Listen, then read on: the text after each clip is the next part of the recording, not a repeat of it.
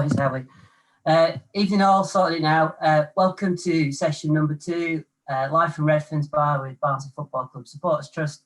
Just a really quick reminder, Redfearn's Bar is the best pre-match venue in the whole country. We occupy the fan zone, pouring Brewdog and Acorn beers. We have a great set of volunteers, and we haven't mastered yet staying open for a full season, come rain or shine, but we'll get there. And in the meantime, we've decided to put some of these live Q&A interviews together with some of our favourite and best Barnsley FC players. So if you're here expecting Disco Davey, then unfortunately technical issues scuppered that plan. However, stepping in as a emergency replacement, we're bringing you not only a former Barnsley captain, FA Cup giant killer, and now sports agent to the stars. Evening, Howie. Evening, how are we? All right, how are you? Yeah, not too bad. Going crazy about football, but you know, it is what it is. Just before we start, can you show everybody your mug? What, this one? The one with the, I don't know, the cup of tea or the glass of red wine in. Yeah. I wish it was wine. I'll join one of them in a minute, but it's the brew at the moment. Cracking, brilliant. Look, thanks once again for stepping in at short notice. As with Hecky, we've just got a load of questions from fans from various places. And again, not like we did with Hecky last Thursday, we'll just start with a couple of easy icebreakers. So it's quite easy to decide what you were doing the last couple of days with the sun, but what does 2 weeks in isolation look like for a former footballer and now to be sports agent? I enjoyed the first week because, as you imagine, being an agent and it coming up to what would be the summer window and the end of the season, the phone's been really busy. Been whacking the miles in the car up and down the country, meeting players, clubs, directors of footballs, head of recruitments, you know, different managers, and for the first time, you know, kind of couldn't do nothing for a week. So it was like, right, I've done the garden, got the pitch looking like Wembley out back, done a bit of a few runs, thought, right, getting fitness, and then kind of the first week gets out of the way, like, right, yeah, miss football now, miss being on the phone, let's get back to reality, and you can't. So you're just trying to stay in touch with people, find out as much information about what's going on, and ultimately, everyone staying safe. So the thing is, coming to the fact that we've got no football, if Brian Howard gets that top job at UEFA tomorrow or the FA, what do you do about the current season? Do we play it or do we start again? For me, putting my agent's hat on, it's difficult because of the contract situation. I think we've got, just in our agency alone, 12 players out of contract come June the 30th. So what happens to those boys? We've got clubs that already want to sign some of them, already want to offer them better deals than what they are. I've seen something today that UEFA want to extend the window and say the players just extend their contracts. But if I've got a player that's had a really good season, was going to move to another club and double, triple his wages, get a more security of the contract, why should he agree a 2-month extension, what he's on, potentially get injured, not be able to then move and settle at a new club? So that's very difficult. There's also the contractual employment laws in the UK, which say that you can't force someone to work and you can't stop someone from working. So if a player didn't decide to, but did to stay, then he didn't have to. So actually, some players might say, well, I've got a 3-year deal lined up. I can't play for this club for the last 2 months because I can't get injured. So then it might be one of your best players. You might be going for promotion. You might be trying to fight off relegation. So it's a really difficult situation when you start breaking it down to legalities, and then obviously what's controlling it all is the money situation. Because I think the FA and the Premier League did look at cancelling it, and they realised that Sky and the TV people, everyone would want their money back. Actually, we need to be careful here.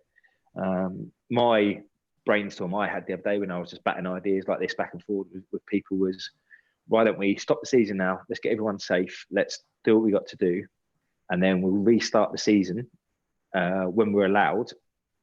But everyone starts on the same points they are now. The extra games that people have, that gets put into next season. And instead of having a 19-20 season and a 2021, you have a 19-21 season. You play it over 2 years. And then you keep the transfer window open so people can still move freely in this summer, so that players can get work. And then obviously just need the powers that be, which I'm not top dog at UEFA because I don't get paid as much of them. They earn enough money that they can sort out the money distribution down the leagues. That'll be the sticking point, because Leeds and West Brom might say, well, we should be getting Premier League money next year. Coventry should be on the Championship. Swindon and the boys at the top of League Two. But actually, let's distribute the money evenly to where we think we should be on merit of what you've done this year, and let's play it over another year. I think that's the fairest way, in my opinion. Makes sense. Are you getting any whispers in the agent world around what solutions might be for that contract situation, or is it just so new and unique? No, it's just so unique. Like I said today, it's I think BBC put it on late last night. Sky picked it up today to say about extending the window and extending it for 2 months, and just saying to people and players, let's just extend your contract, which is great in the principle. If we all lived in fairy tale land and everything was rosy, but it's not. People don't know what that's going to be. People have got livelihoods. Some people, it might be the best contract they've ever earned, the ones that they're going to move to. So it's a really difficult one. And right at the bottom of it all just says subject to legal action and people agreeing to it. And you go, well, it's just going to be so messy. But whatever, there's always going to be someone unhappy with the outcome. It's just about, like I said, them boys have earned enough money running these organisations for a long, long time at the PFA, the FA, the Football League, UEFA, FIFA. They've got to make a decision between them and say, almost like a Boris or a Trump or whoever, and say, like it or lump it, this is a decision, get on with it. And if you put yourself in a player's shoes when you were playing, would you have a different opinion if you were top of the league or if you were bottom of the league? Or do you think you just take one for the team in terms of the football in general? On this side of it, I think we got to look at football in general. We can't be saying, let's just extend the season till whenever and then we'll sort it all out, because clubs will go bust. And so actually, I was chatting to someone like Sheffield Wednesday down the road, they got 15 boys out of contract. A lot of them boys were massive, massive money that they're desperate to get out. They got to extend all of their contracts. They might only want to keep 3 of them. 3 of them might be in the team. The boys at I think was it Westwood and Hutchinson before the break had fell out with the manager. 2 of the highest earners weren't even in squads. Now, if they've got to extend them for another 2-3 months, how's that going to affect them in their already financial fair play state? And I think a lot of Championship clubs, probably minus Barnsley and maybe Luton and a few that have been sensible, a lot of them that have really gone for it, I think that they could be in real bother over what a top League One or League Two sides or Premier League sides will be, because it always seems to be the Championship clubs at the moment that you overspend to try and get to the promised land. And if you don't do it, you're left with big black holes. I think in Sheffield Wednesday's case, we just all want a bigger points deduction, don't we? But anyway, so anyway, going on to your career. So again, I did some research. So 12 different clubs, 412 appearances and 46 goals. Started on the books of Southampton, turned down Chelsea, so you could go and star at Swindon for a couple of seasons. And then your next step from there was joining the Super Reds, where you went on to captain and scored 28 and 37. Talk us through that transfer to Barnsley. How quickly did it happen, and how did the club sell you that dream? So it got a bit sticky at Swindon. We were getting paid by cheques, and they were getting paid late. They was really struggling for money, and I'd done particularly well the season before there. So got a new contract that put me into the top bracket, and they said, anyone in that top bracket, we can't afford you to give you a new deal. We want to keep you. We have to take a pay cut. Everyone was leaving, so I was like, I need to get out of here. And because the way the rules work, because I was under 24, even though they offered me less, that meant I could move on a free. So I had a few different options. As we discussed before, obviously Bournemouth was one. It's near where I live. Sean O'Driscoll was manager, who had a certain way of playing that would always suit me.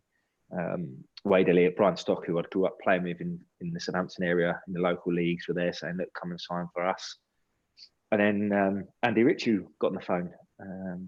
I had a chat. We'd had a really good chat, and chatted about football, we'd laugh and a joke, and was on the phone for ages. And I've got a real buzz for it. And I remember playing at Oakwell that season, coming away going, God, that was a good game. That atmosphere was good. That was, that's a proper club. That, Swindon was great, but you were averaging 5,000 fans, 6,000 fans. That away game, I just remember going, God, I remember taking a corner and getting a bit of stick from the crowd, and God, I wouldn't mind playing there every week. And then I phoned Rory Fallon, and big Rory, and I said, look, what's it like up there? And And he said, "Oh, brilliant, mate! Great club. You absolutely love it." He said, "Look, I lived in the town." He said, "You have a good time up there. Really welcoming, good people." And luckily, I'd played with Neil Austin, Anthony Kay, Paul Reed in the England youth setups over the years. So I knew those boys, and I'd roomed with Ozzy quite a few times. So again, messaged Ozzy and said, "Look, hey mate, there's a chance that I could be coming up to Reds, and what do you reckon?" He was like, "Oh mate, come up, like to come up and see it." So I got in the car, went and met Andy Ritchie around the ground, went and met Ozzy, and just got that buzz for it. And I was like, "Look, I just turned 22. It's about time I make that step, move away from home." And it was the best decision I ever made in my footballing career. It was really the making of me. Oh, nice. And then did you settle in with the squad really quickly then, considering you knew a few players? Yeah, it was difficult though because I knew the lads, and I wanted to do it properly. So I came up in the off season and looked at houses and found the house that I wanted, so that I wasn't coming up messing around and living in a hotel for ages. So I bought a house before pre-season started. I had to stay in the hotel for 2 weeks or so while it was going through. So I settled straight in on that side of it all. But then first day of pre-season, I'd broken the metal tarsal that I'd done from the previous season. So I found it really tough then that I was getting in early, getting treatment, and then I was in the gym, or I was going up to the old Brooklands gym doing my fitness training on like a cross trainer, and in the pool. I was doing the sessions in the pool, the aqua aerobics with all the old ladies. As my pre-season, it's madness. So I missed that kind of straight away getting in with the lads. Still, like I said, got in. I was in the dressing room, so got involved with it all. But when you're not playing, it's never the same. So it did take a while. But then, and also that I got injured in the first day. I was moving up there. I wanted to make an impression with the lads. I think whenever someone gets a new dressing room, the first couple of days training, doesn't matter who you are, you want to make an impression. Like, it doesn't matter if someone knows you personally or they think you're a nice guy. You're respected from what you do on that training pitch every day. So I just wanted to be the best, and luckily settled in pretty well after that, scoring on my second start, I think, and then kind of breaking into the team, and we go and get promoted first year. So it was a pretty good start. Was there anyone that you didn't know in advance that took you under their wing, or was there anyone who, in that typical football fashion, made life a bit difficult? No one really made difficult. It's kind of, I think at that time, Gordon Shepherd was still kind of calling the shots, and Patrick was more just in the background. But you see what the club's done now and the way it is, the ideas. I think that was the first time that Patrick said, "Look, let's do this." And you look around the team, and everyone was in a similar like wage bracket. Everyone was under 24, other than a few. And you go, right, this is the way we're going to do it. Good, young, hungry players that they all got similar interests. They do stuff off the pitch together. The team spirit would be fantastic. So it was really much like that, and it was a brilliant team. And even the kind of experienced players was MacPhail, but he was only 25, 26. Nicky Colgan, who I think you do need an experienced goalkeeper. And then you had like Vorney and Carbs in there, and even though they weren't really involved, they were still good lads in the dressing room. There wasn't really one bad egg in that first season there. And speaking of MacPhail, because he does get mentioned by that squad at that time quite often. I know you sometimes found yourself in a more wide left role at times, not always playing central, but in my opinion and many others, I think you and MacPhail were probably the best central midfield pairing in that league at the time. Was that the way the squad felt? And did you sometimes wish you were playing more inside? Yeah, do you know what? Andy kind of brought me to play in the middle and from the left because I'd done that previously. And after chatting to him for a bit and my first few training sessions, and I remember Rick Holden sitting me down with the gaffer and going, "We need to play him in the midfield. We need to play him in the centre of the park. You wasted out on the left. I was never blessed with pace, so I'm not going to go past like a Rick Holden was or like a Davers or whatever." So he's like, "We need to play him in the centre of the park." But the problem was, like I said, we got the wage bracket down, but at the time, probably two of the biggest earners was Steve MacPhail, Jacob Burns. So it's like, got to play him. So, and Burnsy had that other side to him that probably me and Macca didn't, where he was, he was fit as a fiddle. He would get his foot in. He would do the horrible stuff. He could play as well, obviously. So it was trying to find that right balance. And then because I got injured, they were like, "We need to get another wide player in," and they went and got Davers in from Watford, which obviously was another great signing.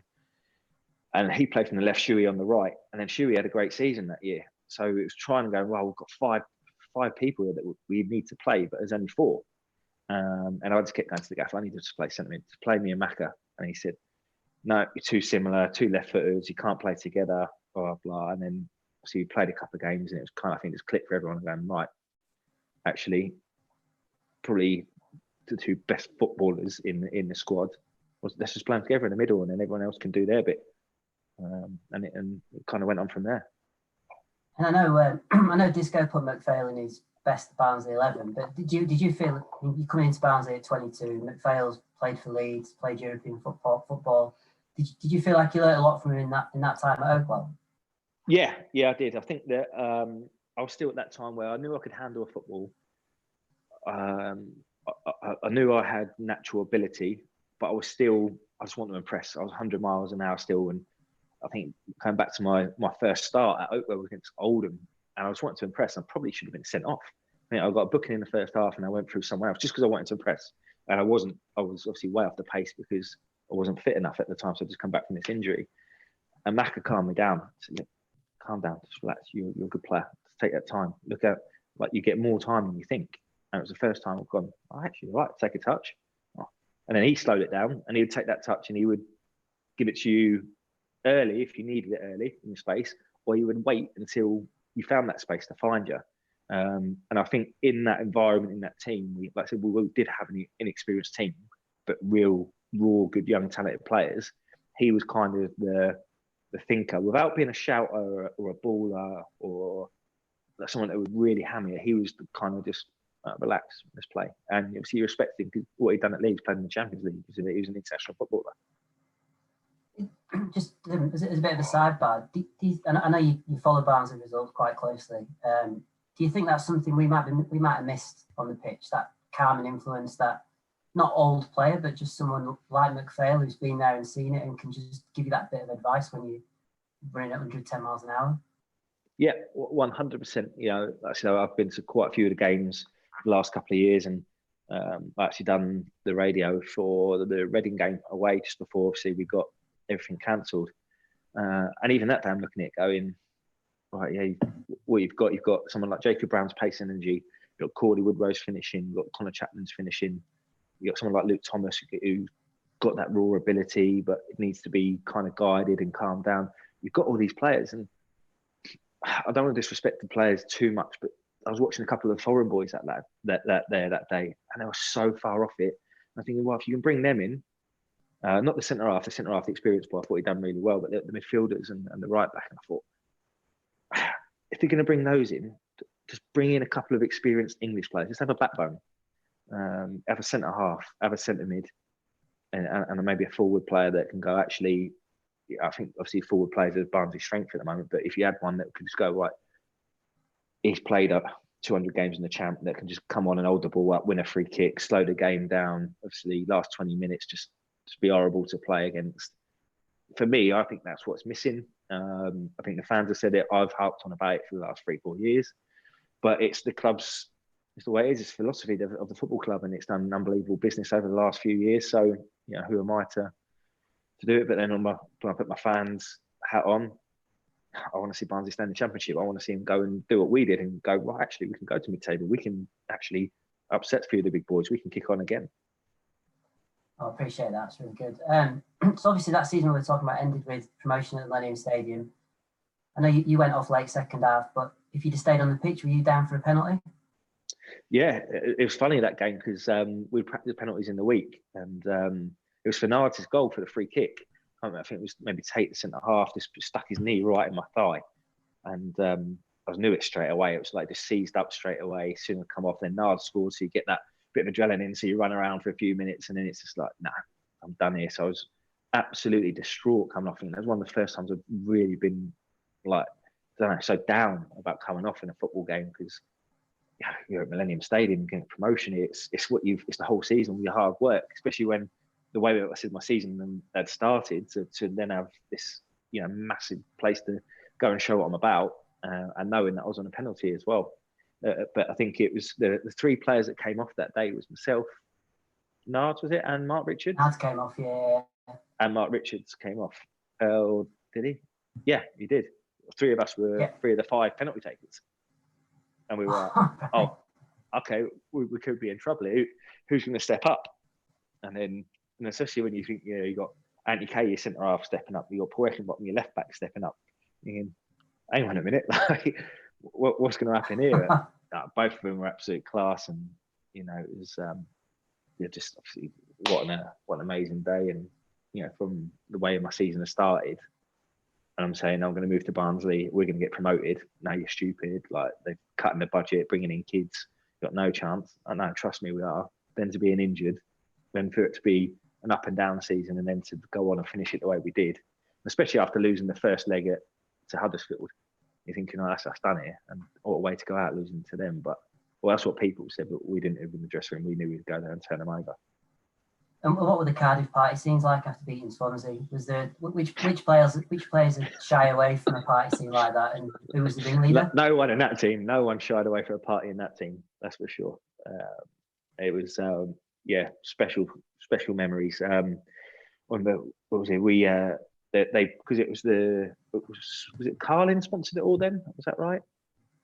Was it? I think so. So when we got into the dressing room, there was just crates of whatever beer it was sponsoring. And so obviously beers were going everywhere. Everyone's there in the shower having a beer. Tunes are on, celebrating. And then they said, "Oh, don't forget, you've got the players' bar put on for the family, and it's free food and drink after the game. We'll do an hour in there with the family, and then you get the bus back to Barnsley." So we go in there, and it's just bottles of champagne, but getting passed around for your families. And so everyone went in there. Great time, bit quieter because obviously you're just enjoying your families. And then we get on the bus, and we said, "Oh, look, everyone's had a few beers here. Now we got how many hours back to Barnsley now? We need to get some beers." Gaffer said, "Yeah, right, pull over." So I think it might have been a Tesco Express or something. And it was like a group of miners working, and it was like the gaffer stood at the till with his credit card, and one person stood at the end of the drinks alley, and it was getting passed down all these things one by one. I had just crates and bottles and everything going onto the bus, and that was it. The whole bus journey back, and everyone had to go and take a turn to sing a song on the front of the bus. And we got back, and they said, "Oh, is everyone like getting dropped back at the ground?" And we're like, "Well, I hope no one's going to be driving in this state. Just drop us straight at the nightclub." So we got out in our tracksuit straight into the nightclub, and that was it. It was madness. Brilliant. So after promotion, it was quite surprising when Andy Ritchie left quite early following season. I think it was after we played Wednesday off the park. I think it might have been shortly after that. Was it a surprise to the squad when Ritchie left? And then how was the transition to Simon Davey? Yeah, so it was a difficult one because most of us had signed for Andy. And we absolutely loved him and Rick. Loved the way they treated us, the way they coached us, the way that they encouraged us to play. And it was, we just weren't picking up the results. We went away to Wednesday, and was it Eki got sent off? We got it back to 1-1. And then Nards had a great chance and put it wide, and you put your money on Nards scoring that. And then Chris Brunt, who was having one all day on his right foot, it's a 30-yard volley, which I don't think he's ever done again in his career.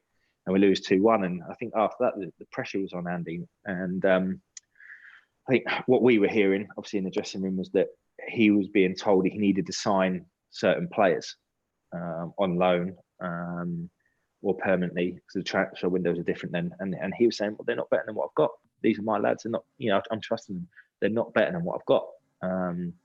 And we heard the names that we mentioned. He didn't sign them. I think it was then we went to Palace away and got beat away at Palace on the Saturday, and he got sacked on the Tuesday morning. All of a sudden, we hear on the Wednesday Simon Davey's going to be taking the team on the weekend. And Thursday, I think 3 or 4 of the players that Andy didn't want to sign were players. Well, they were signed. So we're like, okay, then what's been going on here? Obviously something's... And the Thursday, Simon took training, decent training session. It was quite good and something different. Okay, well, maybe we did need to freshen up. And then Friday came out, we've done boxes and they call them rondos now. So there's little keep ball things, which I used to love. So I was buzzing around in them. And then he said, right, I'm going to take the team for tomorrow down to play against the youth team for 10 minutes just to get some shape going and do some set plays. So I've kind of gone, right, to walk down. He's named the team, I'm not in it. I'm thinking, hey, say that again. And he was like, yeah, nah, blah, blah. And I was like, and then before I could even say anything, he's gone, anyone got a problem, see me Monday. I'm not like, this is it. This is my team. Deal with it after. Oh, so I'm raging, absolutely raging. Go down. I'm like, I'm not waiting till Monday. Where is he? I'm going to knock the door. I'm going to knock the door. He's not about. And the chief scout at the time, Martin. I was like, Martin, where's Simon Davey? Where is he? Like, and he said, oh, well, why? And I said, you know what? I'm not playing. What's going on? I said, you brought me to the club. You're chief scout. I'm top goal scorer. What? Oh, how am I not playing? And he said, well, my vote was for you to play, Brian, and one of those ones. And I'm like, well, I've got family coming up tomorrow from Southampton. What is going on? So anyway, he wouldn't see me. Came in and I was on the bench, and I think it was 0-0. Grant McCann started in front of me, and we were warming up. And you made one sub, didn't come on. Made another sub, didn't come on, and then warming up again. And all the fans, which was amazing, all singing my name. So I was like, wow, yeah, Craig's got to put me on now. He's got to put me on. And then I sat down, went back to the dugout, and he put someone else on. So he made the 3 subs. But still, all the fans were still singing my name. And he turned around and said, Coy, you have got a lot of family here today, haven't you? As if to say that it was my family singing my name. And I said, no, there's some people around here know a player, Simon. I'm not sure about yourself right now. And Grant McCann then scored the winner 90th minute. And I thought, that's me done. That's me done at Barnsley. I'm completely done. And I was like, my head had just gone. I was like, right, always do. If you don't play, do it running on the pitch after the game. And he was like, no, you're not running. You're in training tomorrow. I was like, training on a Sunday? This doesn't happen. And I had a couple of mates up. So I was like, well, we meant to go for a bite to eat, a couple of beers. And I was like, oh, wow. And in the end, my 2 mates, and it was because we played Ipswich, Andy Rhodes stayed up, and him and Hecky were big mates. So Hecky says, look, we'll just go down to like the little local Lauren one. We'll sit in the corner. And that's 2 mates, Hecky and Rhodes. He went to sat in the corner, had a few beers. And I thought, right, I'm going in early tomorrow. So I got in first thing. And I was like, right, first one on training pitch, I'm going to make sure I work harder than everyone else. And I just went train like an absolute madman on this Sunday. And Grant McCann actually injured himself scoring the goal. So then Simon Davey pulled me in and says, look, you're starting, get your head right on the Tuesday. And I think I scored after about 5 minutes, slid on my knees past him. And that was it. I ended up captain. It was just, it was an interesting start. Amazing. He, because David made you captain in the Championship, didn't he? So did your mentality change at that point as a player? So compared to being a younger player, yeah. I always wanted to be the kind of leader and try and be the best player. And I think at that time we were having a bit of a bad time, and I think really got sent off down at. We got battered down at Ipswich. We were really poor, and so he got sent off. Then someone and the armband got passed around about 3 different players, I think. Ant had it, Ozzy had it, someone else. And I was thinking, actually, I should have put my hand up here. I should have gone for that. I could be captain. I mean, everyone's kind of looking to me because at the time, I was the best player. I was playing the best football. And I remember even after that game, I was shaking people's hand. Jim Magilton pulled me and said, "Tell you what, son, like you'll do for me. Even like getting beat like that, you were still trying. In the 90th minute, you were still." You'll do for me. And Simon kind of pulled me aside to say, like, you ain't going to sign for him. Like, so it was coming to the end of the season and my contract was coming out. And he then pulled us in before we played Birmingham on the next game and said, look, making you captain. And that was it from there. So then most of the questions that came in, as you can imagine, were about the FA Cup. So yeah, we're going steady-ish in the Championship at the time, and then along comes this FA Cup win at Anfield. And this is the most popular question. But bear in mind, we might have a few kids watching. What exactly were you saying to Martin Atkinson when he didn't give that penalty at Anfield? Do you know what? I don't know exactly what I was saying. It probably wouldn't have been something that could be said if there's kids listening, and obviously before 9 o'clock. But I think it was. I can't believe that. Like similar to actually what Matt was saying. He bottled that. How can you not give that? And luckily, because I did chase him, I was in a position to pick the ball up and do what I did. So crazy, mad scenes, and the rest of it I literally can't remember. I look back at it now and. I was going through it with someone the other day. We were having a bit of a memory session. And when everyone jumped on me, I remember just going, and I suffer from asthma anyway. And it was almost like when you can't get your your breath. It was just mad, and I don't know. Literally, it was just a blur. And then literally, all I can remember was it hitting the net, people being on top of me, and the final whistle going, and nothing in between, however long it was. And I know you're fairly close friends with Letitia. So how many times have you watched that Soccer Saturday clip where he bigs you up and he flips to Phil Thompson looking glum? Yeah, do you know what? I didn't know about it at first, and then people were texting me, and obviously from where I live, loads of people know Matt and then myself, and I was like, "Have you seen what Tizza said about it? Seen what Tizza said?" I was like, "No." And again, similar to the Cardiff celebration, we had a bit of a celebration after the Liverpool game, so everything was a blur for a day or so, and then then someone sent me it and got to see it, and I think it was actually Brian Swanson at Sky done an interview with me about it, and he showed it, and it was just incredible. And for someone like that who I grew up watching Southampton, and when I was training with the reserves, and that he was in there, and he was the best player I've trained with day in day out. His talent was unreal. For him to then say that about you, it was a special one. And you've told us how you celebrated after promotion. Now, I guess we were in a relegation fight anyway on the day-to-day side of things. So, how were the celebrations after Anfield? It was just different. We got on the bus. It wasn't beers in the dressing room. There wasn't beers on the bus. It was, well, let's get back on the bus, and then getting back into Oakwell. Traffic was just manic. I mean, everyone was going back to the ground. So coming off down the dual carriageway, and you come under the bridge, and we're there for ages. And then some of our lads are like, "I would get off and walk back to our cars." And I was like, "Nah, sod that." I said, "Like, come on, everyone off the bus." And so you have to remind me. So what's the pub on the corner there, as opposite the? The Mount. Yeah, I was like, "Come on, everyone in the Mount, everyone." So the pint with the fans, they'd come and supported us, and I took the whole team in. I remember it was absolutely rammed in there, and I don't know if anyone's listening can remember it. And it was literally then, it was one of those, you open the door, and it was like one of those old movies where it just goes silent and everyone looks around. And I was like, "Yep, can we have beers for the boys?" It was like, "Yeah," pouring the beers, sliding across the bar. We all had a couple of beers with the fans, and then everyone that didn't live locally went and got their cars, went home, and we went and got ready and had a bit of a night out in town. And see, obviously you'll have taken a load of confidence from winning at Anfield. So how did the team approach the Chelsea game mentality-wise?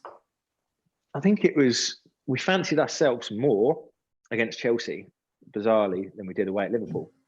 When you go away to Liverpool, it's Anfield. No one's really played in that kind of environment before. I think it was only Torres who wasn't in the squad. Gerrard came on out of their big boys that didn't play. So it's like, well, they've respected us here. They've got a decent team out. And I think for 55, 60 odd minutes, we were up against it. And Steely having probably the best debut everyone's ever going to have as a goalkeeper. Bobby Assel clearing a few up the line. Cozzy chucking his body on one off the line. And so, without all of that, I wouldn't have been able to do what I did. And, Daver's unbelievable cross away. He's dug that out for Foster's header.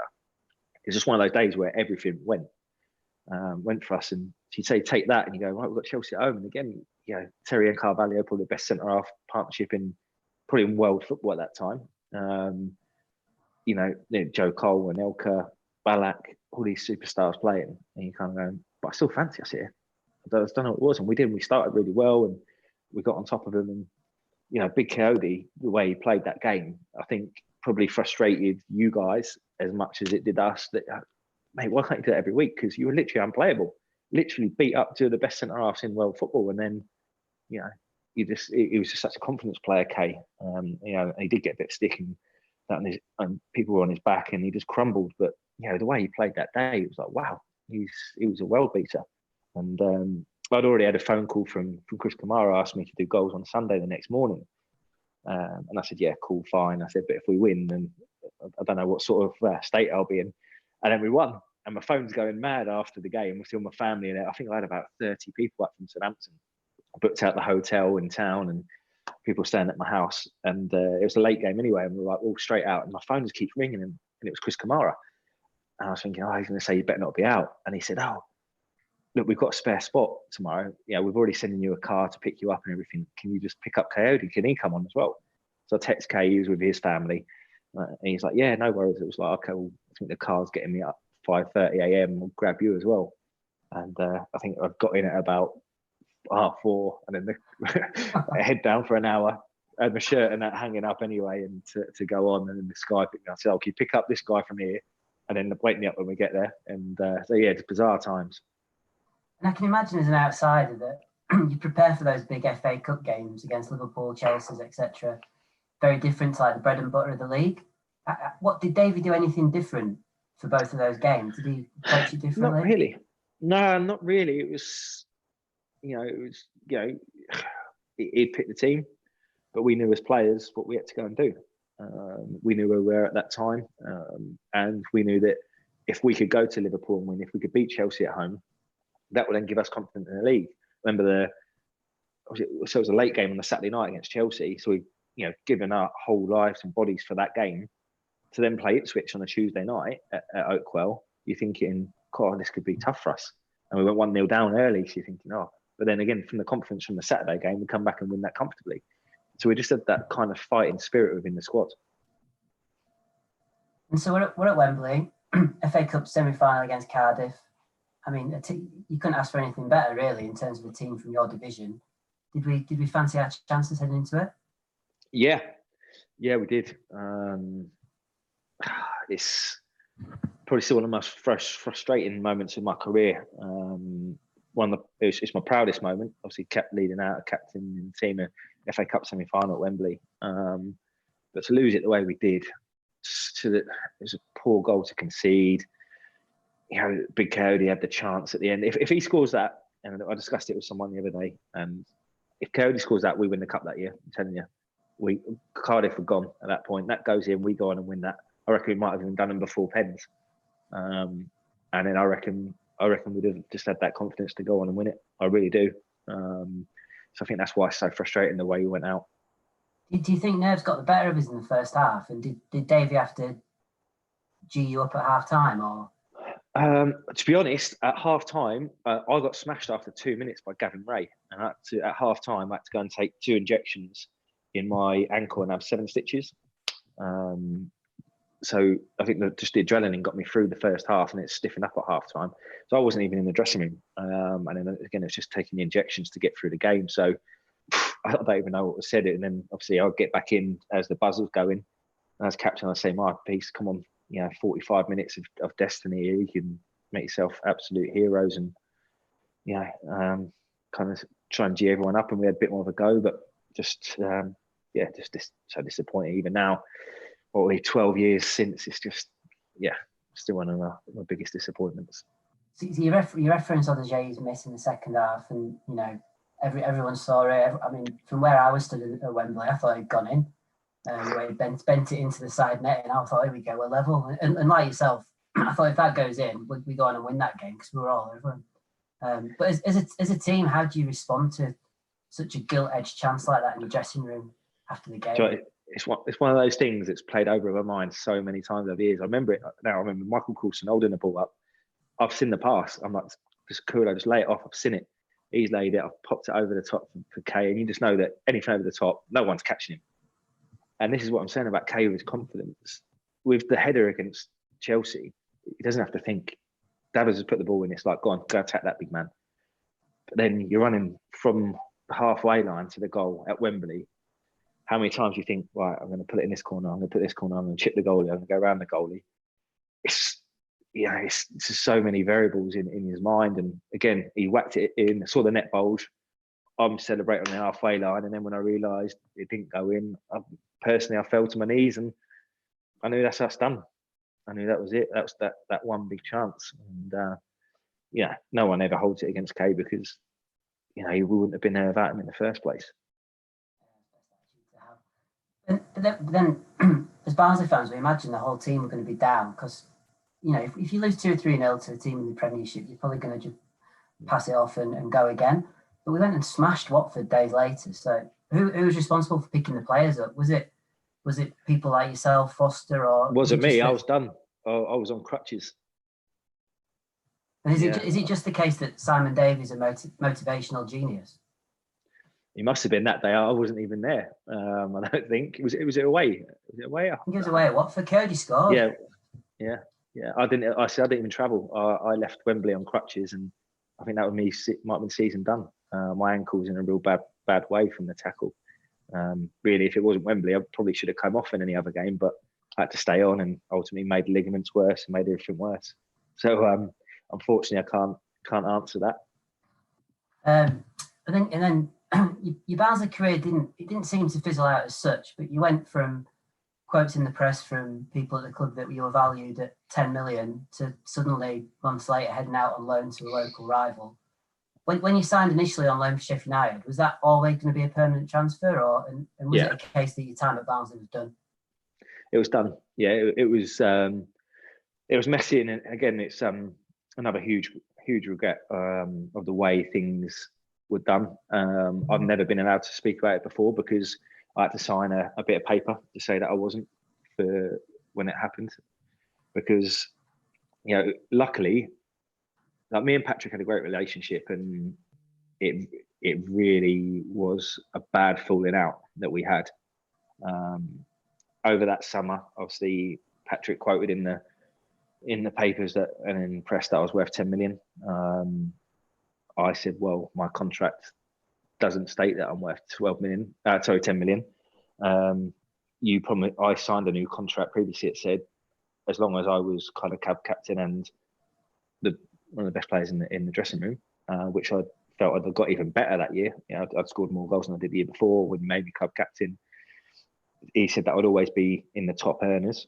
To then bring in 6, 7, 8 other players I knew that were on more than double that I was. He then said that, and then Gaffer pulled me in the room and he said, the owner will offer you a new contract, but only if you'll sign it. Doesn't want to look stupid in the press if you turn it down. And I said, well, how do I know if I sign it? Not when you offer me. And he said, well, I think you can get offered this.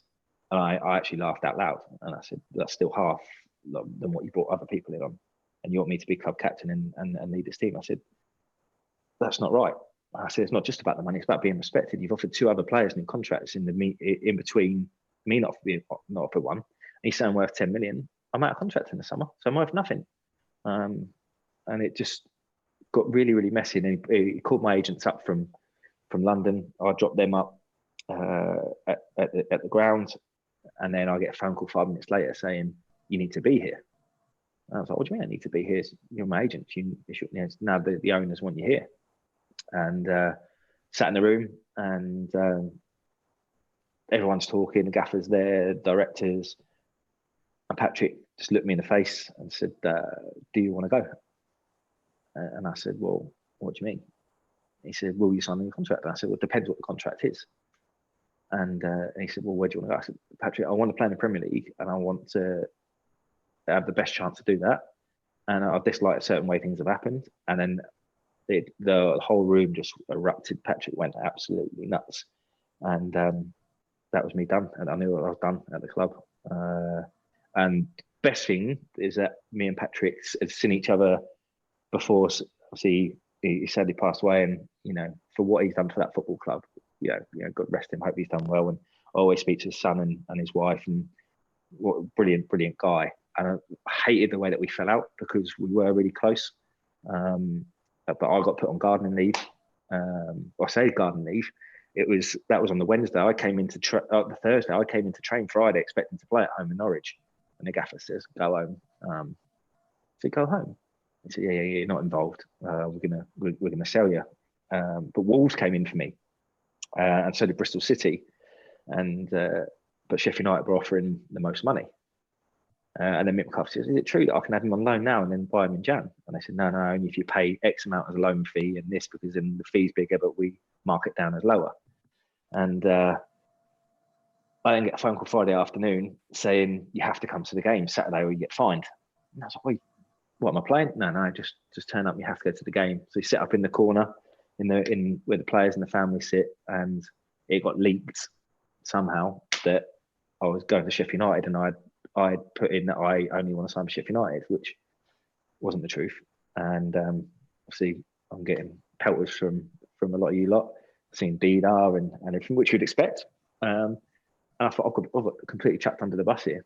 So I did find out, and I said, "Yeah, look, get the Sheffield United deal done. I want to go." But it still took another 3 weeks, and I wasn't allowed to train, anything like that. I wasn't allowed to do nothing. It took that amount of time to get the deal done. And we thought it was done. I actually went to the hotel in Sheffield for the morning of the game, stayed in the hotel with the team, had pre-match with the team, went to go to the game. My shirt was out to be to make my debut, and I get a phone call saying, "No, don't get on that bus. You're not allowed to. It's fallen through." And I was thinking, "Oh, when's this gonna end?" It was, and then I had to sign a form to say I wasn't allowed to talk about the deal. Otherwise, I'd have been in bother. That's the first time I've been able to open up about it, but it was bad. Like I said, I'm so happy that me and Patrick made up, and I went to his funeral. I travelled up, and I went to that to show my respect to him and the family, because without him, I wouldn't have had the career that I would have had, because he's the one that put faith in me at Barnsley, and he was the one that backed to give me my next contract, and he backed it to make, as he backed a lot of the club to make the club captain. So it was very up and down time, but I'm glad that I've been able to kind of share that. And I went on, and it's obviously the contract I signed changed my life, and should have got promoted to the Premier League. The squad there was ridiculous. Again, it was fun and games again there. Really appreciate you opening up about that. This one came in. So, how did it feel walking into the Sheffield United dressing room when you've been the star player on the other side, so to speak? So, is it something that us fans see as a bigger deal than what players do, or did you have to win people over? Again, it was saying what I was saying earlier when I turned up at Barnsley, that I wanted to impress, and I think when I turned up, and you turn up there and you look at the car park and go, because some cars here kind of thing, and you walk in the dressing room and you go, all right, morning, and it's Sunji High, Gary Speed, James Beattie, Lee Hendry, Keith Gillespie, Chris Morgan, Paddy Kenny, there's Billy Sharp, all these, Darius Henderson, David Cottrell. It was literally, I think at that time, if you can buy all the best players available for the Championship, they had them all. And I think probably the downfall as well, because there was just too many. It got changed around too much. You look at Wolves' team that year that went and won the league. It was 4-4-2. Ebanks playing up top, Kitely and that out wide. It was their team didn't change. Well, ours changed every week, and it was almost too many players in one squad. And you had Carl Norton and Carl Walker come through. People like Gary Naismith, international footballers, Matty Kilgallen.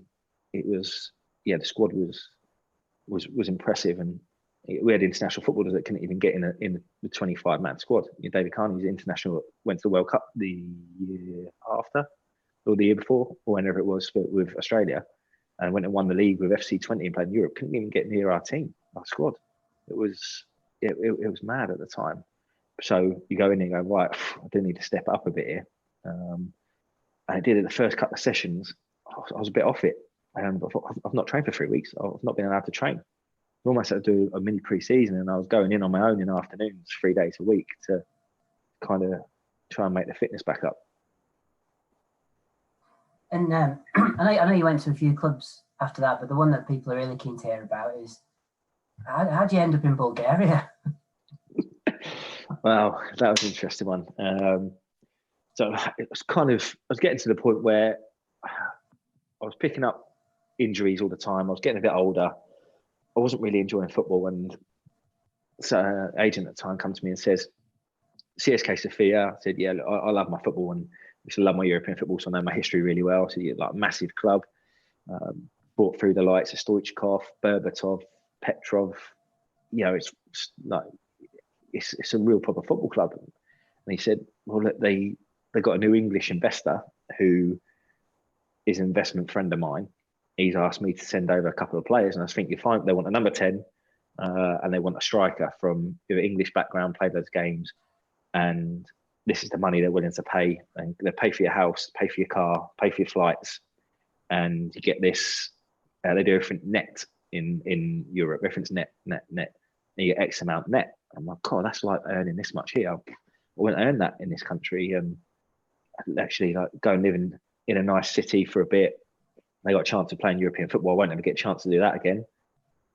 Yeah, let's go and do it. So I signed a 1 year of a year's option. Went out there, lovely city, got me a lovely apartment in the kind of English and American district. Live out there like a king for cheap, fresh food. Like it was just really nice. And then all of a sudden it was, oh, sorry, no wages this week, next week. Oh, sorry, next week. Sorry, oh, next week. And you're kind of going, right, hang on a minute. And then they go, oh, yeah, you beat the local, you win the local derby.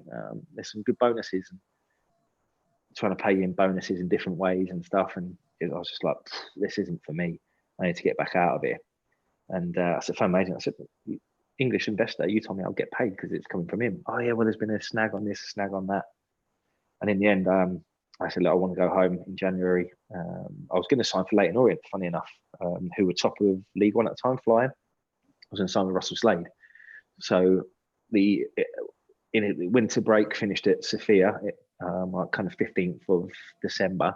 I flew back and I went in training there for 2 weeks on the build up to Christmas. And then January come and Birmingham come to the table all of a sudden because Sofia were holding out on my license until I agreed a different payout to what I agreed of what they owed. And in the end, I just agreed to half of what they already owed me rather than any future earnings. That's just because I want my license and play football. But it was, and again, I knew that was kind of happening. We played Sofia, Levski Sofia in the their FA Cup semi-final on the evening. The league finished on the Saturday, but we had to stay and play in this cup game on the Tuesday night. And I knew I was flying back on the Wednesday. I knew I was done. And I was like, I'm not risking getting injured. Like the big derby games, they're tough out there anyway. There's 25,000 fans in the National Stadium throwing fireworks at you. I was like, this isn't for me. So I sat up in the crowd, and Mama Sidibe was doing the same. So he brought us both over, and I got on really well with Mama because we had the English kind of background, and he knew me from when he was at Stoke. And I said, Mama, I don't think you should play. You're getting a bit of stick from the fans anyway because people they pull it out in the press that me and you are earning X amount and blah blah blah. We hold them to ransom when they can't afford to pay other players. And he said, no, I want to play. And he came on for the penalty shootout, and it's one of those. I was like, he's missing. I know it. He's missing. And he did. He missed. But we got knocked out, and that was it. There was stuff getting in front of the pitch invasion. I went down to the dressing rooms, and the owners came in, and they were racist towards him. And he sat in the corner with like, it was weird. It was like the Bulgarian boys were there, and you had some Brazilians and European players, and then you had the kind of French boys who I became friendly with through Mama, and Rice and Bolly, who was the goalie for Algeria in the World Cup when they had the Great World Cup. And he came in and said that, and that was it. Then boys got up, and it was pushing and shoving with the directors and the owners with some of the boys. And then Bulgarian lads didn't want to get involved. Martin Petrov was there, and we just signed him. So Martin was like trying to spill it all up. And it just got really messy. We had to get on the bus, go about 1.5 miles back to our stadium. But the supporters group, their main bar was outside the stadium. There was about 1,000 fans there. And we tried to get off the bus. I was sat at the back again with like the French boys and the Brazilians. Bulgarian boys got off, and then that was it. They were trying to like get on the bus. Mama, like Sidibe, like Monkey, like it was horrendous. Rightly said, come get us off the bus. And me and Mama flew on the same flight back to London the next day. I was like, mate, you can't go back. I said, I'm not going back. Jeez. We'll try and move on to some lighter conversations and better experiences. Yeah. Obviously, everyone knows you're now doing football agent work, and you've kept your close ties to Barnsley, having Connor and Jacob Brown as a couple of players you represent. Is it a deliberate tactic when you set up this sports agents company that you're going to try and get some younger players at the start of their careers? Because I think you've also got George Maris and Rob Atkinson as well. Yeah, George. So it's not Rob Atkinson. It was at Barnsley. That's Rob Atkinson is a different one. Right, but I told Barnsley should have signed him in January. He's going to be a good player, especially the way that Barnsley liked the centre halves. And you were close to it, but it came too late. And Oxford had already put the bid in and bought him, which is funny enough. But yeah, we've got George Maris, got Jordan Clark, got Luke Berry. So a lot of Barnsley connections in our stable of players. But yeah, when I first started, when I was going, right, what am I going to do when I finish playing? It was kind of, do I go down the coaching route? I'm not really sure. Do I do a bit of press and media? Yeah, I don't mind a little bit of that, but it's just so overpopulated now. And then there was the agency stuff. And at the time, an agent friend of mine said, look, I've got a group of young players. Can you mentor them? I was like, yeah, do you know what? That's kind of what I want to do. In that group was Joshy Brownhill, Morgan Fox, who's at Wednesday now, Joe Lumley, who's now #1 goalie at QPR, Sam McQueen, who's played in the first team at Saints, Niall Mason, who's now at Peterborough, I took just signed Maris to that company. There's a few more in there as well. So it's a real good group of young players. They're all kind of 18, 19 at the time. But his main player was Callum Chambers, who just moved to Arsenal. And something happened with that deal with Callum Chambers' stepdad. It got messy. So my agent friend said, I don't want to be an agent anymore. It's really kind of tarnished what I'm about. And he said, but these boys need mentoring. Can you and another guy I work with move into another company? And it just didn't really work out at that company. They didn't want to do it. They wanted immediate money. It was all about making the money rather than actually let's mentor these young players and they can really nurture. So I met a guy working at that company. We set up on our own, which is the momentum that we have now. And we decided that actually we want experienced players too. But again, we want to mentor young players. It's about the bigger picture. And, it's not just all about, let's try and move a player and do this and make a few quid. It's about helping players in their careers. And are there any young players on your books at the minute that not necessarily you'd recommend that Barnsley should absolutely sign, but that you think can step up to the Championship in the next 12 months? Yeah, I think we've got a few. To be fair, I wouldn't say he's young though. He's just turned 26. But one player who came through at Barnsley fan, is Jordan Clark. He kind of went away, and he's got the best stats in League One as a player. Funny enough, in January I speak about Jordan Clark to the club, and it's gone, it's a bit old for us. I'm not too sure. Actually, at 26 on a free transfer is the business you should be doing because it's not costing you nothing. It's an experienced body, and you're still going to get 5-6 great years out of him if you can, and potentially you could have him from the year and sell him. So like Clicker would be one. Got a player at Tottenham called Jack Rolls. He's gone on loan to Cambridge to get some games in this year. I think he's a real top talent. He's 21 now. He just turned 21. I think he's a little bit of a later developer because he went through a growth spurt. I think by the time he's 23, 24, he's going to be a real top talent. He's one that I think definitely should. I don't know if Tottenham would let him out on a permanent, but one on a loan for sure. He's one that would fit perfectly. He'd excite the fans, gets goals, gets assists. I mean, his nickname for Tottenham youth team and out at Cambridge is Jack Roll scores goals. He's an attacking midfielder and all sorts of goals. I think his first 2 months in the Football League on loan this year, he got goal of the month both months, player of the month both months. So I think he's one that is definitely worth keeping an eye on. And I thought this question was really good. So looking back at your Barnsley days, which player would you absolutely hate to have to represent as an agent and why? Me. You know what? The person who asked the question said that you'd say you. He must know me well then, or they must know me well. Sorry. It's now to be fair, do you know who it would be? Bobby Hassel. I know he'd be on all the time. Yeah, Mr. Angry. Oh, where's my new deal? Get me a new deal. And then, so just into the last 5 minutes now. So 5 more random questions. So, yeah. In your opinion, who's the best player you ever played with at Oakwell? In terms of talent, or however you interpret it, just the best player you played with during your time at Barnsley.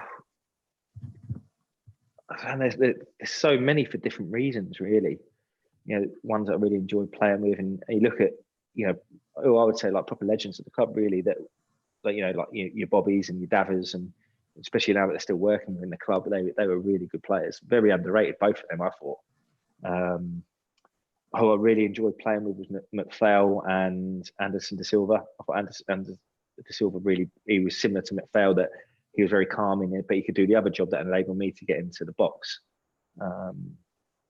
So those, I thought Heinz Muller was exceptional when he first came in. I think if he didn't get his injury of his knee, there was links of him or talks of him going to Arsenal, and I think he could have gone and played at that level for sure. Yeah.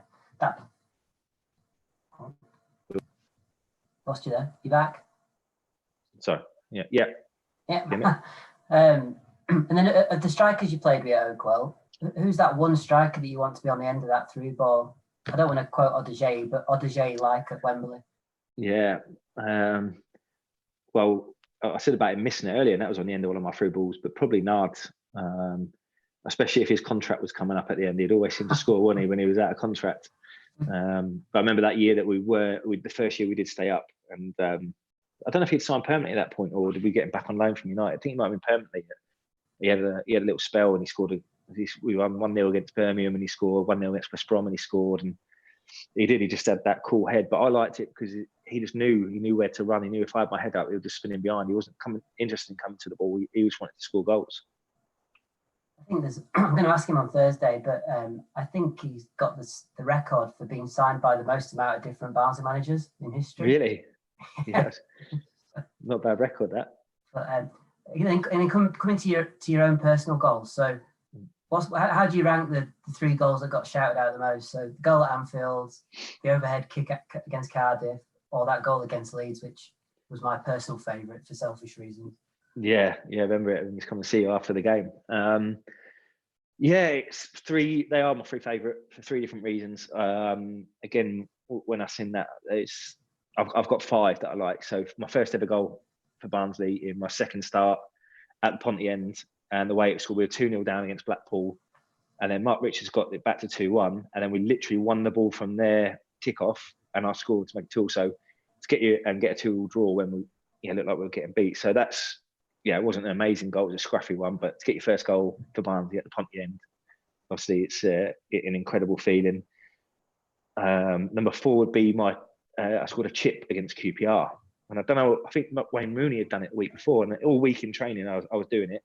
And Callum O'Hanlon was the goalie coach at the time, and he said to me at half time, "Have you seen their goalie, how far he's off his line? I reckon you can chip him." An 89th minute chipped him, and we had a bit of banter about it. So favourite for that side, and then it's the other 3, and you go for sheer like best goal, Cardiff. I'm obviously not scored a better goal than that in my career, and it was my championship debut. There's questions: are you good enough to play in the championship? And I said, well, I think I've answered that one, no problem. And then you got the other 2, and Liverpool, because obviously just it's away at Liverpool, 90th minute at Cop End, and I've done press that day. It was a centre page in one of the pullouts in one of the national newspapers say, if I scored a 90th minute winner, I'll be a legend. And I've gone and done it. So there's that. But again, I think my favourite's the Leeds one. And because I actually wasn't meant to be playing in that game. Andy Ritchie pulled me on the Friday and said, been a bit disappointed with you recently. I think your head's elsewhere. I'm thinking about not playing you. What do you think? And at that time, I don't know. I just believed myself, and I said, "Well, it depends, Gaffer, do you want to win the game or not?" And I left, and then they started me, and I think it was the main game on TV on the championship, and it pans in after the game. I got my arm around this. I told you I win the game, Gaffer. And my brother's a Leeds fan, so celebrate in front of him after scoring from 25 yards from your right foot. It's that one for me. Do you think Richie's being serious there? Or is that a bit of kid psychology? No, he was being serious. There was a few other things that had happened, and I was just like, "Look, Gaffer, don't worry about that. I'll win you the game." And I just did. 2 more questions. So you've been quite open about Simon Davey, which is really appreciated. But yeah, as someone who played with Jamal Campbell-Rice, and who was a phenomenal winger, what do you think as a player when he's moved into central midfield, or what felt to Barnsley fans at sometimes like he'd been asked to play sweeper? Yeah, I spoke to Jammer yesterday. Actually, it was his birthday yesterday. To be fair, Jamal was a good footballer, and he could have played anywhere across. And I don't know, after maybe myself and a few others had left, that they just felt that they needed someone who had that calming effect and was a good footballer in the middle of the park. Obviously, he did score that goal where he ran it from the edge of his own goal line and ran past everyone and scored. So maybe they thought that he could just play anywhere and just do that. But yeah, look, Jam he's a winger. He's a skillful player. But yeah, as a holding centre mid, wouldn't have been my choice to play him there. No, I think most Barnsley fans agree.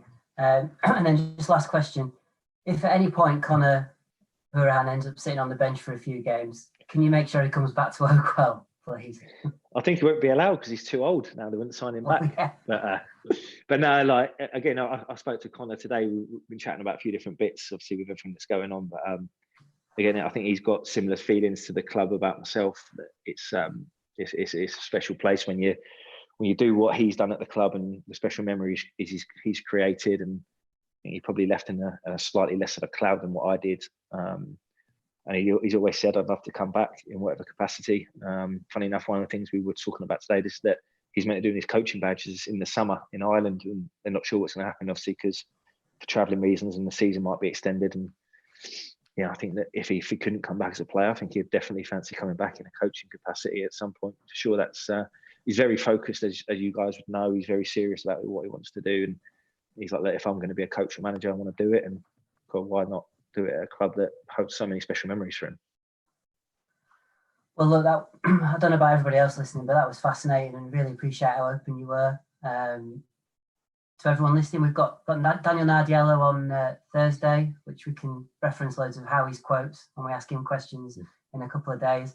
And then if you've not seen, we've got Neil Redfearn's agreed to do next Tuesday, and we've got Craig Hignett, another Wembley hero, on Thursday. So Howie, thanks very much for that. I really appreciate it. Cheers, guys. Thanks, everyone. Stay safe. Yeah. Yeah, guys, we'll see you on Tuesday. All the best. Stay safe.